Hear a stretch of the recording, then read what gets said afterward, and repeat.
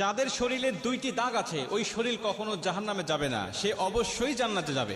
হাদিসটি সহিহ তিরমিজির 1669 নম্বর হাদিস এবং সহিহ আত-তারগিবের 1376 নম্বর হাদিস। হযরত আবু উমামা রাদিয়াল্লাহু তাআলা আনহু হাদিসটা বর্ণনা করেছেন। রাসূল সাল্লাল্লাহু আলাইহি ওয়াসাল্লাম বলেন, যাদের শরীরে দুইটা দাগ আছে এবং যাদের শরীর থেকে 2 ফোঁটা তরল পদার্থ নির্গত হয় ওই শরীর কখনো জাহান্নামে যাবে না, সে অবশ্যই জান্নাতে যাবে এবং আল্লাহ পাকের কাছে এই শরীরটা সবচেয়ে প্রিয় শরীর। রাসূল সাল্লাল্লাহু আলাইহি ওয়াসাল্লাম বলেন, 1 নম্বর দাগ হলো যে ব্যক্তি জিহাদের ময়দানে আল্লাহকে খুশি করার জন্য, আল্লাহর দ্বীন কায়েম করার জন্য অথবা আল্লাহর সন্তুষ্টির জন্য যে ব্যক্তি বাতিলের মোকাবেলা করতে গিয়ে শত্রু পক্ষের আঘাতে তার শরীরে ছোট্ট একটা দাগও যদি বসে যায়, এই দাগটা কিয়ামতের ময়দানে সুপারিশ করে বা এই দাগটা থাকার কারণে কিয়ামতের ময়দানে আল্লাহ পাক তাকে জান্নাতে দিয়ে দিবে। নবীজি সাল্লাল্লাহু আলাইহি ওয়াসাল্লাম বলেন, 2 নম্বরে ফরজ ইবাদত সমূহের কোন একটি দাগ যদি তার শরীরে দেখা যায়, যেমন নামাজ পড়তে পড়তে সেজদা দিতে দিতে কপালে